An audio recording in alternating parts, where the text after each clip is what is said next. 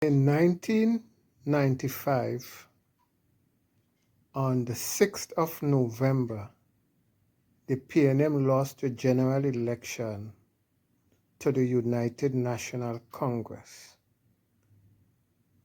Both parties had 17 seats, and the UNC got the 2 seats from Tobago. Basdio Pandey went on to govern the country from 1995 to 2001. During his reign, the UNC would have signed a bill with the United States that would have changed Trinidad and Tobago forever.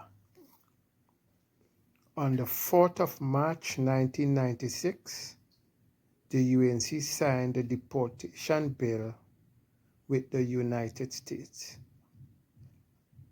allowing criminals, many who left as babies, to be deported back to Trinidad and Tobago.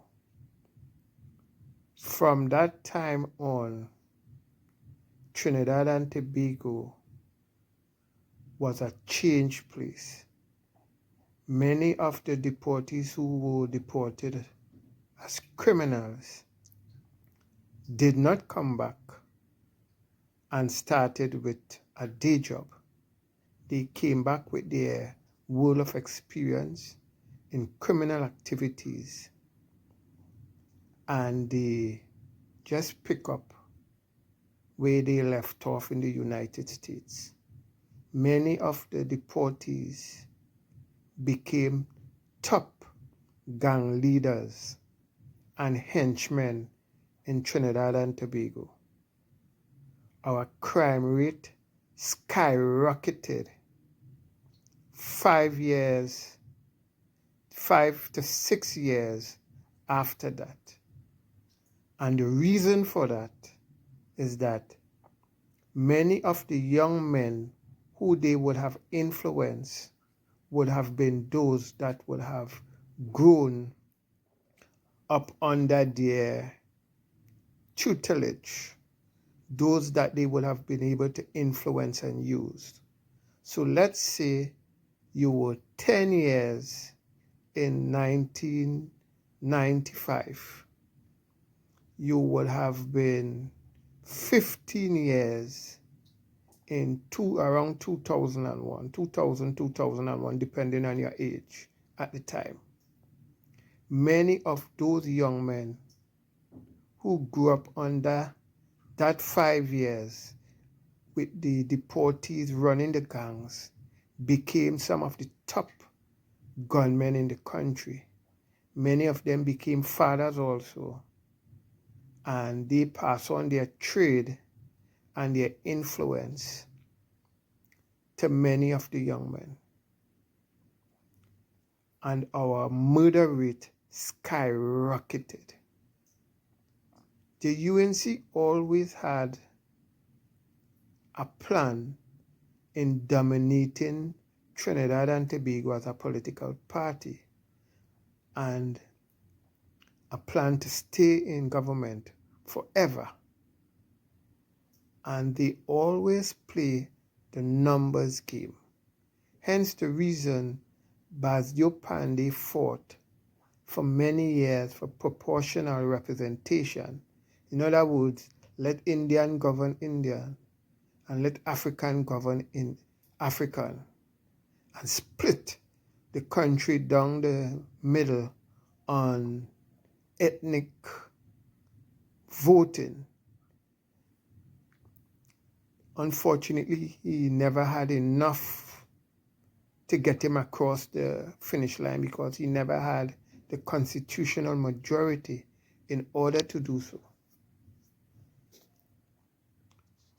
What made things even worse was when Facebook was launched on the 4th of February 2005, and not long after that, on the 28th of April, YouTube also launched. That brought in more foreign influence. Our murder rate skyrocketed.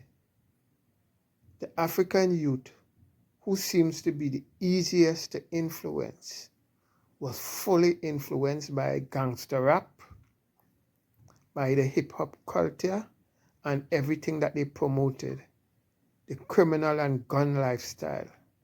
And Trinidad and Tobago became the second murder capital of the Caribbean, behind Jamaica. Our history speaks for itself. One of the other things that happened in Trinidad and Tobago was that many online gurus came about, convincing many young people that the church that their grandparents went to is the white man God, and don't serve the white man God because that is the slave master God. The churches started little by little being emptied out because the influence of the gurus came in and many young persons left. Today, their influence can be seen in all of our communities. The churches are basically empty. The online gurus, many of them made their money and move on to the next hustle, while the community suffer tremendously for the information that they passed on. There is many more to this story, but I cannot do it in one video.